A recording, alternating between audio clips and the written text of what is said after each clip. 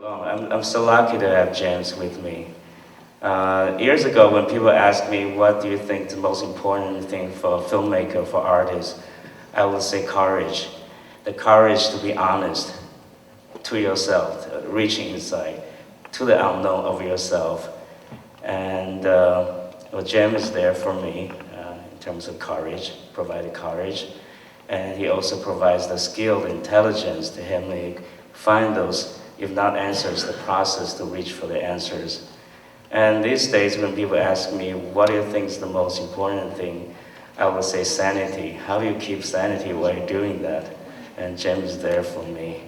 I think I can speak for many, many filmmakers that work with him and many audience who've seen the movie we've made. I think they witness James' contribution to the film industry.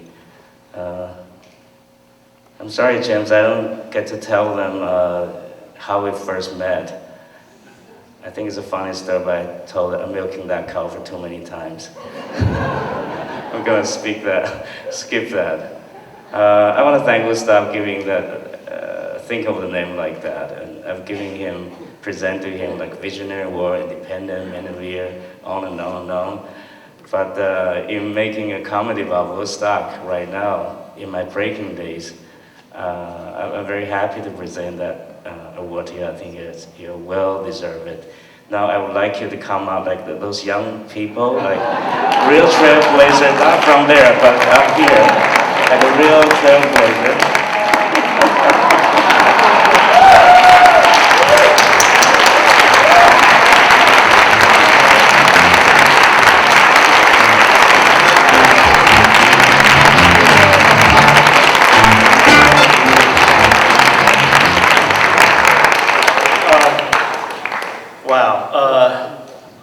I have the double misfortune of going after Ang Lee. People are always surprised he's so funny and speaks English. And going, thankfully, and for this is probably my biggest thanks tonight, going before Kevin Smith, because you can't go after a genius like Kevin Smith at these events, and you'll see why in just a couple minutes. So thank you for that. This has been an amazingly warm and welcoming and genuine award ceremony. I kind of dread award ceremonies, and I don't actually like getting awards. And not only was tonight ruthlessly efficient, it was real, and I thank you guys for making it so. It really means a lot to me. And thanks, Melissa, for coming up all the way from New Orleans. You just got here today, and that was a great journey, 21 grams. And it is weird because I literally have absolutely nothing to do with everything that's happened to Melissa since she met Courtney, except just to kind of having been there. And somehow that makes me like get an award. But it's just one of those great serendipities that we have all the time in the film business. I'll be very, very brief with some other thoughts. Accepting this award, clearly not a surprise, a few months ago, and then coming here and seeing Ted Hope sitting across the table from me. My partner from day one, the guy I sat with when we met, a guy who really couldn't speak English back then, because Ted had seen his film, his short film, NYU student film, and said, we should get to know this guy. And Ted being his assistant director on his first movie, Pushing Hands.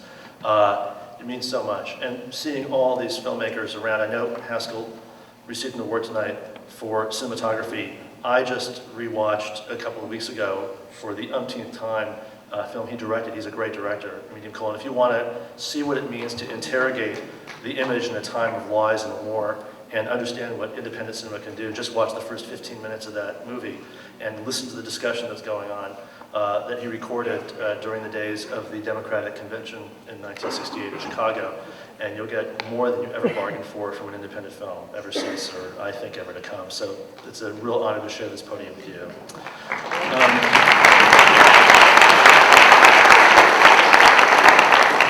And lastly, I want to object a bit to the rhetoric that seeps into a lot of what we do. It's a rhetoric that's vital and important and so much part of our identities. And when you see the people around this room that we're sharing tables with, it's so essential. And that is a rhetoric that makes of us individuals and mavericks and trailblazers and unique and independent and all those things. They're all really important.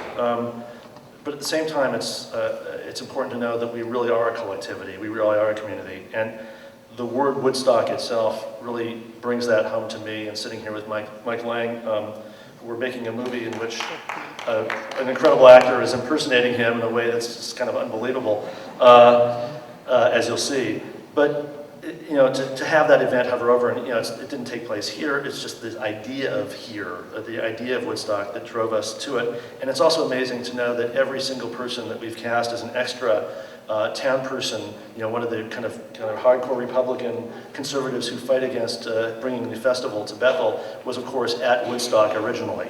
It's just kind of insane. They're all like, get out of here. They're like, oh, by the way, I was there. Just kind of like everybody.